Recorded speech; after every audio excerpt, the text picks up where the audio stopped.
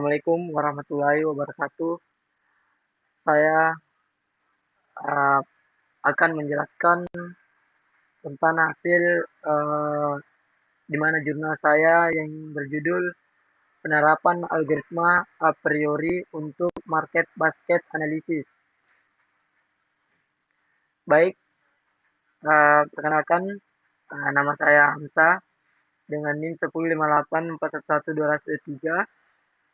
Program studi saya Teknik Informatika, uh, tahun terbit 2025. Adapun sumber eh, pada jurnal ini yaitu dari Nur Fitrianti Farudin, penerapan algoritma a priori untuk market basket analisis, MIND Jurnal Full 401 2019 halaman 13 sampai 23. Adapun latar belakang pada jurnal yang saya buat yaitu manfaat data transaksi. Data transaksi ini sendiri melimpah bisnis modern, menyimpan banyak eh, data transaksi pelanggan yang belum diolah menjadi informasi berguna. Bagian kedua itu peran algoritma a priori. Artikel ini menunjukkan tahapan algoritma a priori untuk market basket analisis dan bagaimana hasilnya membantu strategi penjualan. Ada bagian tiga sendiri ini pentingnya data mining. Diperlukan teknik data mining, khususnya analisis asosiasi atau market basket analisis untuk menemukan pola tersembunyi. Selanjutnya, tujuan penelitian pada jurnal yang saya buat itu mengungkapkan pola pembelian. Pertama itu tahap analisis asosiasi. Menunjukkan tahapan analisis asosiasi ini sendiri menggunakan algoritma a priori. Bagian dua itu pola kombinasi barang. Menemukan pola pembinaan barang yang sering dibeli bersama. Bagian ketiga itu sendiri aturan asosiasi. Menghasilkan aturan asosiasi aso, asosiation Rolex dari pola yang ditemukan. Evaluasi aturan ini sendiri memiliki aturan paling kuat menggunakan lift ration untuk strategi penjualan yang efektif. Selanjutnya, ini sendiri adalah dasar teori singkat konsep kunci, di mana ada tiga. Yang pertama ini sendiri analisis asosiatif, mencari hubungan antara item, misalnya A, B, C, dan kurun C, seperti itu. Adapun algoritma a priori itu sendiri mencari pergen items secara iteratif menggunakan spor dan confidence. Bagian ketiga ini sendiri mengukur kekuatan aturan bukan sekedar kebetulan. Nah, seperti itu. Selanjutnya, rumusan spor dan confidence. Nah, ini sendiri spor memiliki bagian X. Nah, inilah contoh-contoh jumlah cara penjumlahan transaksi yang mengandung X. Total transaksi menunjukkan berapa sering suatu kombinasi muncul di seluruh transaksi. Nah, bagian confidence ini sendiri X sama sama dengan Y. Nah, ini sendiri konversi ini sendiri yaitu menjumlah transaksi menggunakan X dan Y. Jumlah transaksi ini mengandung X. Nah, menunjukkan seberapa kuat hubungan jika X maka Y. Seperti itu. Selanjutnya, dataset studi kasus. Studi kasus ini sendiri mengundang contoh transaksi supermarket sederhana untuk memudahkan pemahaman. Ini sendiri ada ini ide transaksi. Nah, ini semua ini adalah ide transaksi.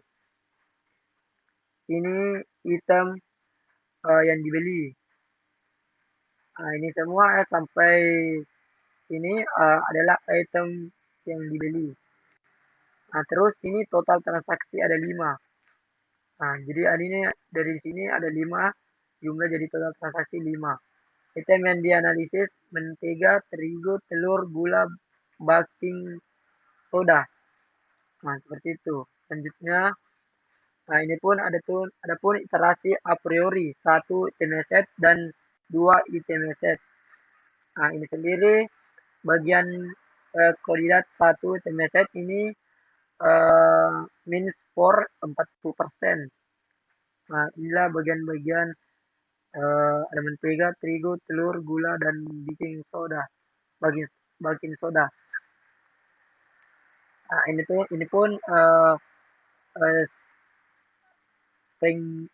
bagian 2 item mix for 40% juga ini sendiri ada mentega dan telur, ada terigu dan telur, terigu gula, terigu gula. Nah, ini sendiri bagian-bagian bagian kedua.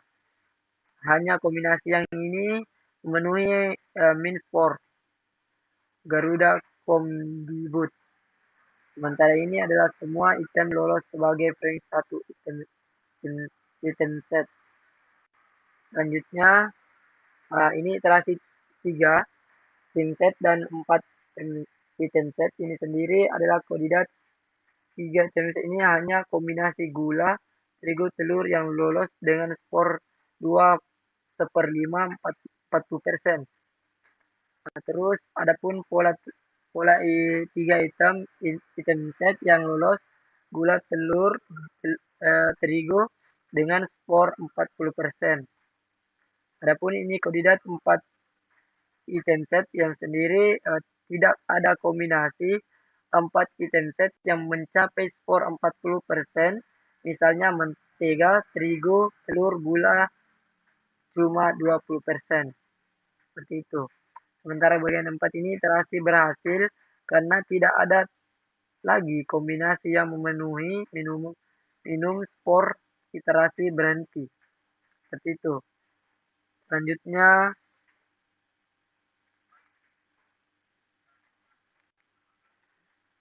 ini sendiri hasil aturan asosiasi. Setelah frekuensi item set diperoleh di confidence dihitung untuk setiap aturan dengan minimal confidence 60%. Aturan kuat mentega per telur skor 40%, confidence 100%. Sementara terigu gula skor 60%, confidence cuma 67%. Gula, terigu, dan telur skor 40% ini cuma mencapai confidence 100%. Inilah aturan, sebenarnya aturan lainnya. Nah, ini sudah saya buktikan keseluruhan. Nah, ada 6 aturan lainnya. Seperti itu. Selanjutnya, lift ration mengukur kekuatan aturan. Untuk memilih aturan yang benar, kuat digunakan lift ration. Nah, ini lift ration ada confidence X sama dengan Y, confidence. Adapun lift 1, hubungan kuat menarik, ia lebih sering muncul ketika X terjadi. Lift 1 ini tidak ada hubungan khusus independen. Nah, ini lift lebih kecil dibanding 1, ini cenderung berlawanan, lebih besar dari saat ini cenderung berlawanan tidak menarik. Contoh aturan gula. Terigu sama dengan telur. Nah, ini ada pun confidence 100%, istri 80%, LED 1,25, aturan cukup kuat. Seperti itu. Nah, ini pun ada manfaat dan implikasi aturan asosiasi. Penetapan produk dan promosi aturan ini sendiri Asosiasi sangat berguna untuk menentukan penataan produk di rak toko dengan membuat paket promo atau bundling yang menarik bagi pelanggan. Nah, bagian kedua ini sendiri manfaat data pelanggan. Dan ini sendiri berguna untuk data pelanggan memiliki nilai besar untuk harus dimanfaatkan sebagai dasar keputusan keputusan bisnis, bukan hanya disimpan as data. Transaksi dapat mengungkap kawasan berharga. Nah, terus ada pun ketiga, strategi penjualan atau stok. Manfaat ini, aturan ini membantu dalam menyusun strategi penjualan yang efektif dan mengelola stok barang dengan lebih efisien, memastikan ketersediaan produk yang sering dibeli bersama. Adapun hasil analisis keranjang eh, belanja yang seperti ini dapat dimanfaatkan oleh pemilik supermarket atau toko untuk menyusun strategi penjualan.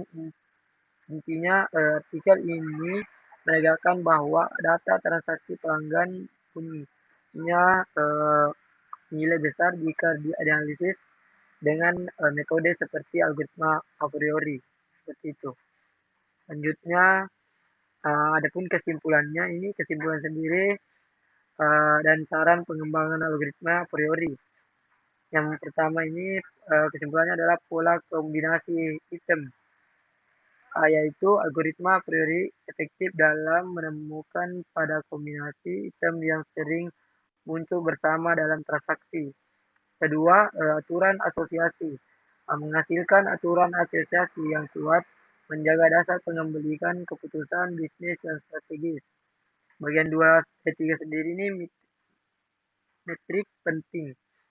Yang ini sendiri menggunakan skor, conversion yang dan lift ratio yang krusial untuk memilih aturan asosiasi yang terbaik dan paling relawan.